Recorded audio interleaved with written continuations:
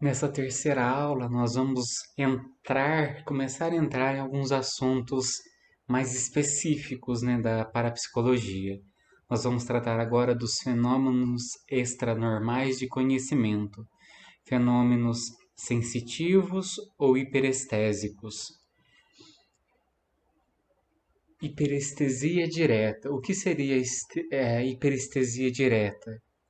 A hiperestesia é um distúrbio neurológico que causa excesso de sensibilidade de um sentido ou órgão a qualquer estímulo.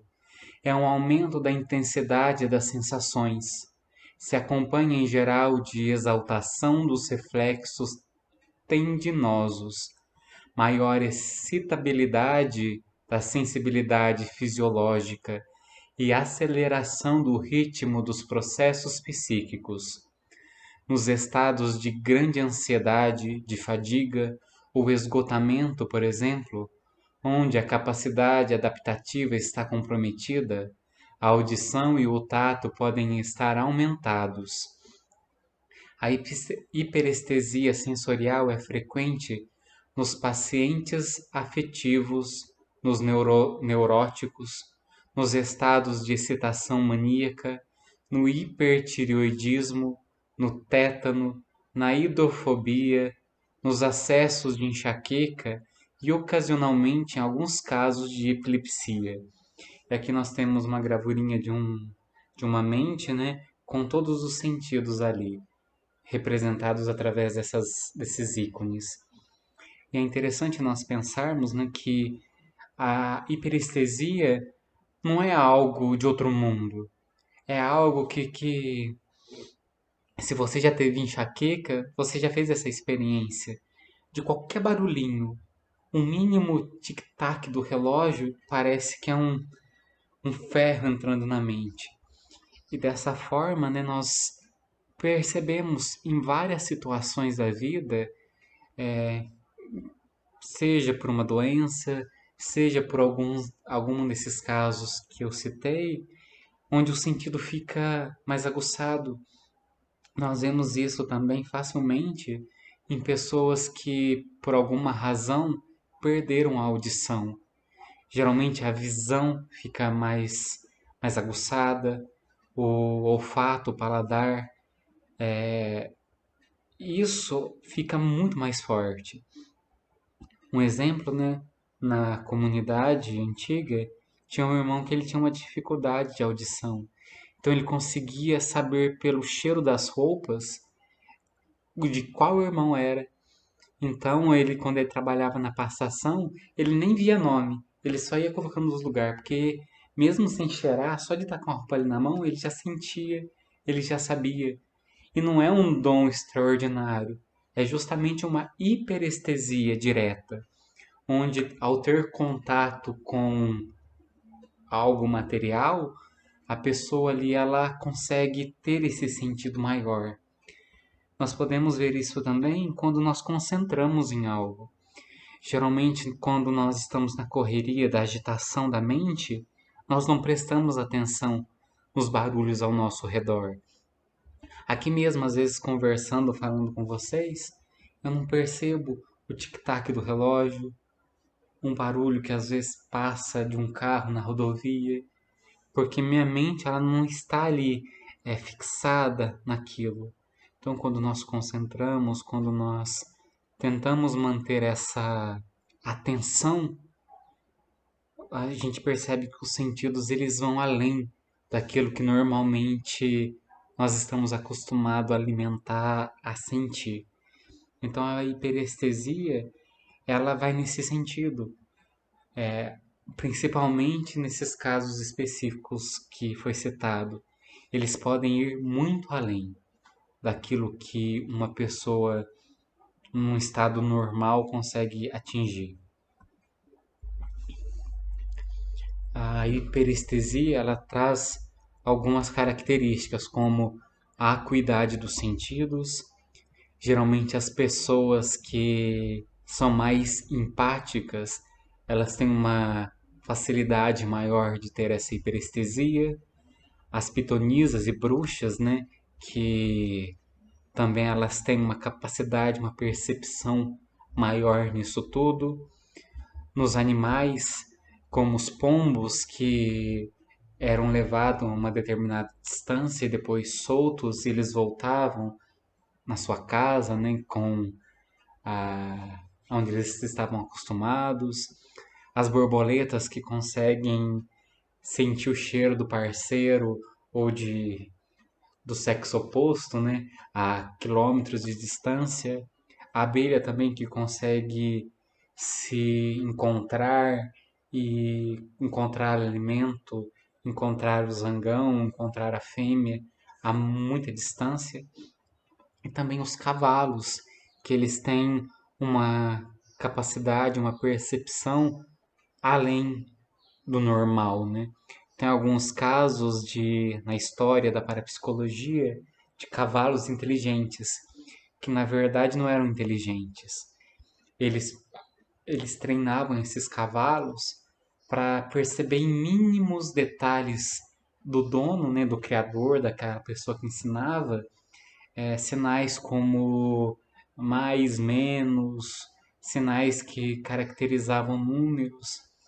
Então eles falavam para o animal uma conta aritmética, por exemplo, e o cavalo dava a resposta certa.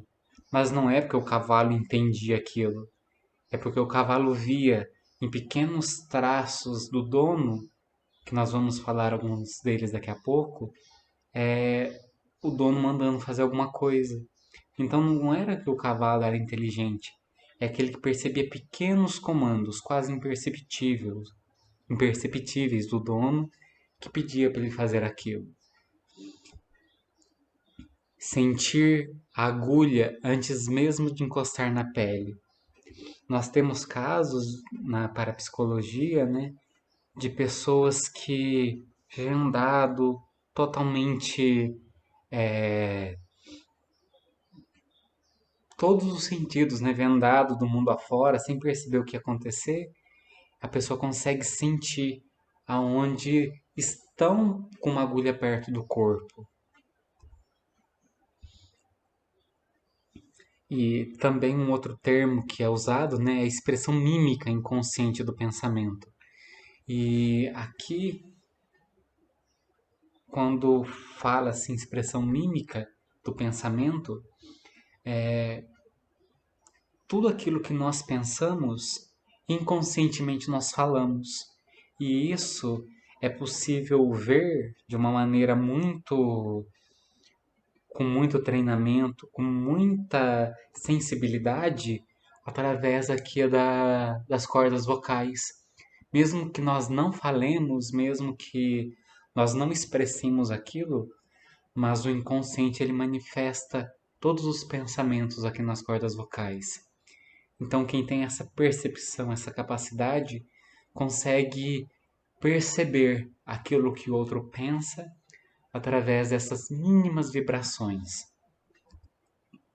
E isso os animais conseguem perceber através do medo, através da tristeza. É uma experiência interessante que eu com o Padre Walter fizemos no curso nosso de apicultura, quando nós começamos a mexer com as abelhas, eu pelo menos morri de medo, que era uma experiência nova, aquele tanto de abelhas unindo, grudando, e toda vez a gente levava picada. Mesmo com as roupas, com luva, com o equipamento certo, uma picada ou outra a gente acabava levando. E conforme o curso foi progredindo, a gente foi aprendendo a lidar, não tinha mais picada. As abelhas elas sentiam o medo que exalava do nosso corpo. E um outro exemplo também que quem gosta de animal sabe é que quando você não está bem, o animal percebe. O cachorro ele fica mais quieto, ele tenta animar às vezes o dono. O gato ele percebe também quando o dono está diferente, quando o dono está preparando algo fora do comum. Quem frequenta a comunidade conhece a Anastácia, né? A Anastácia é gata do Padre Walter. Nós não sabemos como ela sabe o dia que tem missa. E ela aparece toda a missa lá no fundo da capela. para receber carinho, para receber atenção. E os outros dias que não tem, ela não sai do quarto. Então são sensibilidades que excessivas que esses animais apresentam e que muitos deles são comuns também no ser humano. Cumberlandismo é adivinhação por contato físico. Esse fenômeno pode ser facilmente falsificado com técnicas psíquicas, como a leitura quente ou a leitura fria. E aqui tem uma imagem, né, do, do charlatão tocando a pessoa. Então, esse nome, né, ele vem de Cumber, que através do contato físico com pessoas, ele conseguia ter uma percepção intelectual, né, mental, de coisas que a pessoa tinha, sentia, e quem tem realmente essa capacidade psíquica, que volta a dizer, se manifesta numa estado alterado de consciência, sem uma vontade específica ali inclinada, sem um controle, de uma maneira totalmente aleatória, ela consegue realmente entender, pensar e compreender o que o outro traz através de um contato, através de uma proximidade. E isso, muitas vezes, como eu disse, e sempre, quando é um caso real, isso se dá inconscientemente. A pessoa não sabe que ela faz isso. Eu não sei se está mais para frente no slide, mas tem o caso, se não me engano, da menina Olga. Ela, ela tinha deficiência mental. Então, muitas das coisas ela não sabia. Muita da linguagem, de cálculos, de conhecimentos, ela não tinha capacidade. Só que na presença da mãe, ela ficava inteligente. Ela conseguia responder perguntas, resolver questões, resolver cálculos, mas era só esconder a mãe, ela voltava a não saber mais nada. Então ela tinha essa capacidade de conhecer, de entender, de saber coisas, mas não era dela, vinha da mãe. Então nesse teste que eles faziam, quando ela via a mãe, ela voltava a saber as coisas. E quando a mãe era escondida dela, ela voltava a não saber mais nada. E em contrapartida, existem técnicas para isso. Uma delas é da leitura quente, onde eu sei coisas sobre você. Então, pelo fato de saber, eu começo a falar coisas que eu sei. Muitas dessas leituras quentes é usada em cultos de outras religiões, que eu prefiro não citar nome, e até mesmo em reuniões com vidente, cartomante, essas coisas. O fato de você marcar um horário, dar seu nome, dar seu telefone, a pessoa ela tem um tempo prévio de pesquisar sobre você. Então ela sabe seu nome, ela sabe as coisas que você posta, ela tem já uma leitura ali de coisas que acontecem na tua vida. Se você tem emprego, se não tem, se você ganha bem ou não, se você namora, se você é casado, se você largou.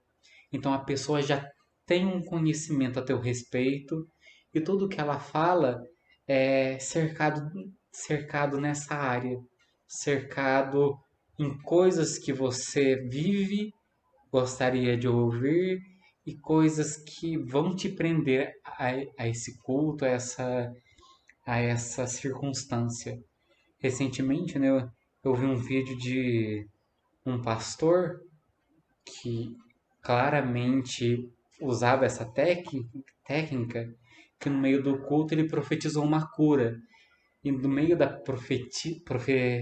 profetização, né, que ele fazia, ele falou que a cura foi para uma pessoa que morava em tal lugar, na rua tal, endereço tal. E ninguém se manifestou. Mas depois de muito questionar, uma pessoa falou: não, eu morava lá, mas eu já não moro mais, eu mudei. O pastor pesquisou na lista telefônica o nome da pessoa que foi lá pela primeira vez, e na lista telefônica estava o endereço antigo. Então, não é uma leitura, um conhecimento real. Ele pesquisou anteriormente algo e acabou errando. A leitura fria é uma técnica onde eu lanço coisas gerais. Exemplo disso é o signo. Você pode pegar qualquer leitura de signo que exista por aí e ler de qualquer um. Você vai se encaixar, ou você vai esperar que aquilo encaixe na tua vida. E na verdade não é, é toda uma baboseira só.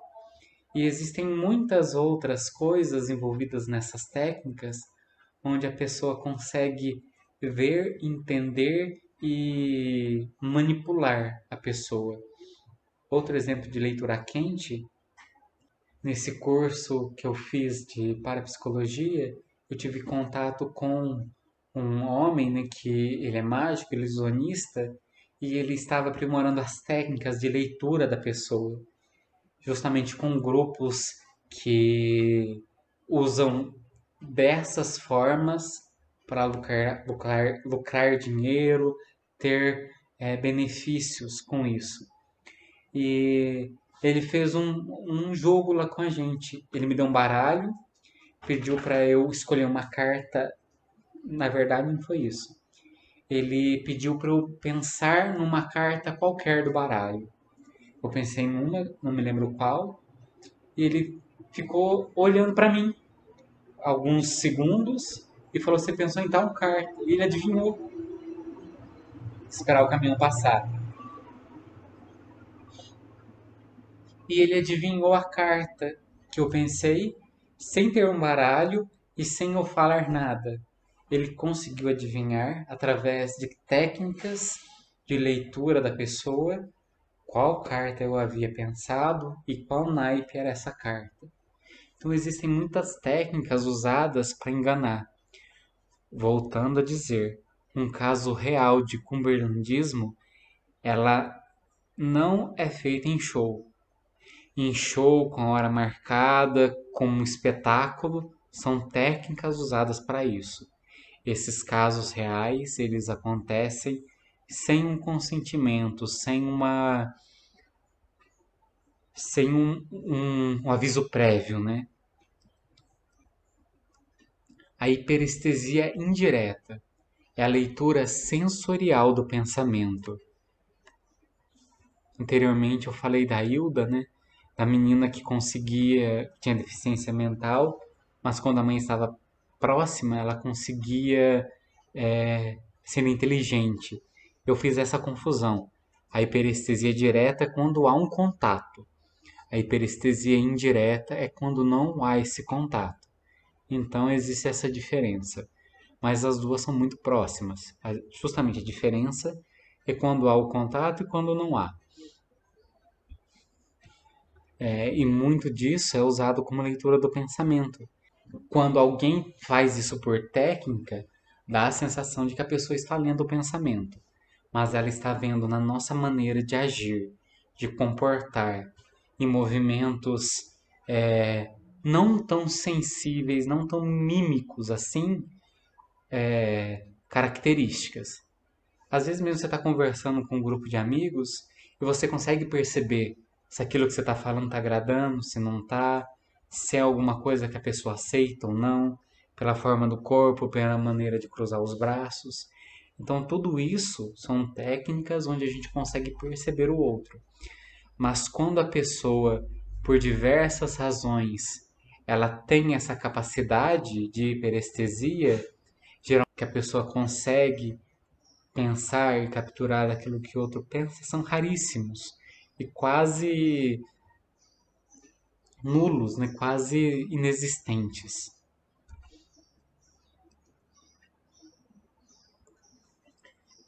O caso de percepção dermoótica. Dermo significa pele. É conseguir ler, sentir, entender sem usar os olhos. somente pela pele. Aqui nós vemos uma pessoa que conseguia andar de bicicleta sem enxergar, sem ver o que estava na frente. E muitas dessa manifestação pode ser feita através de fraude. O Padre Quevedo mesmo, ele soube andar, fazer coisas com os olhos totalmente vendados. Então, é possível ser fraudado também. Os casos de percepção dermótica são raríssimos. São pessoas que realmente elas foram diagnosticadas com perda de visão, elas não enxergam, não podem ver, mas mesmo assim elas veem. Elas conseguem andar num ambiente desconhecido sem bater, sem como se tivesse uma visão perfeita, mas elas não enxergam através dos olhos. Geralmente elas enxergam através de pedaços, de partes do corpo. Então quando você tampa essa parte, a pessoa não enxerga mais. Mas como eu disse, são casos raríssimos. Até mesmo no livro do Padre Quevedo sobre os milagres, ele fala que em alguns casos de cura realmente, de milagre, de visão, existe essa dificuldade em ver, discernir se a pessoa realmente foi curada da visão ou se ela conseguiu esse dom da dermótica, se ela está enxergando através dos olhos realmente ou se ela desenvolveu essa capacidade de enxergar através da pele. Parece loucura, né? Mas realmente na literatura existem casos reais disso. A pantomnésia ou hipermnésia. O inconsciente, ele se lembra de tudo. É o que eu dizia lá na primeira aula. O inconsciente tem toda a nossa história ali presente. Mas nós temos que tomar cuidado, porque nem tudo aquilo que nós lembramos vem do inconsciente. Pode ser uma pegadinha que a nossa memória, que a nossa crença, que aquilo que nós trazemos devido à nossa história nos gerou. Então, nem tudo aquilo que nós lembramos é real. Muitas pessoas têm lembranças no psiquismo de abusos na infância. E ao ser tratadas, muitas delas reconhecem que aquele abuso não aconteceu, que foi uma pegadinha do inconsciente. Nós temos essa percepção, o inconsciente se lembra de tudo, mas nem tudo que nós lembramos é real. E essa, segundo a percepção do homem total, isso se dá com todo ser, né? Com todo homem. O que significa isso? Que desde lá da nossa criação em Deus até o hoje, nós somos totais. Tudo aquilo que vivemos, todas as nossas experiências estão juntos em nós. E desde aquele sopro, daquela explosão inicial, daquela luz maravilhosa em Deus, até o agora, existe no nosso inconsciente, existe em nós. E isso pode ser também, que eu vou dizer mais para frente, acessado através da hipnose e através dos sonhos, com a ressalva de que muitas dessas lembranças podem não ser reais. E segundo a psiquiatria, isso se dá, essa pantomnésia inicia-se a partir da 11ª semana de gestação, quando ali o feto ele começa a criar o sistema nervoso, começa a se formar o sistema nervoso. Então, nós temos duas percepções, mas as duas trazem essa ideia de que no ser humano existe essa pantomnésia. Tudo que vivemos, todas as nossas experiências, tudo aquilo que tivemos acesso, ela está gravada, memorizada no nosso inconsciente, no nosso psiquismo. Isso pode ser acessado através de hipnose, justamente com essa ressalva de cuidado, e através de sonhos. Muitos dos sonhos podem trazer essa pantomnésia, essa lembrança, essa totalidade do homem total, do inconsciente.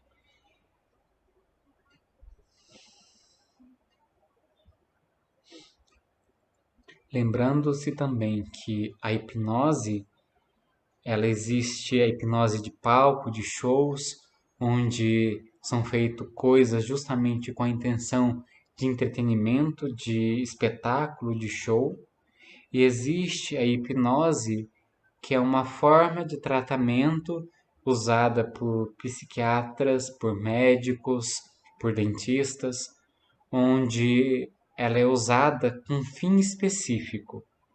Na medicina, muitas vezes para fazer alguma cirurgia, algum procedimento não tão invasivo. Muitos dentistas usam hipnose para tratar algum paciente sem usar anestesia e funciona. E muitos psiquiatras usam como um meio para se chegar a algo, mas não é é uma solução em si mesma. Então, tomar muito cuidado. A hipnose, ela não é o centro de tudo.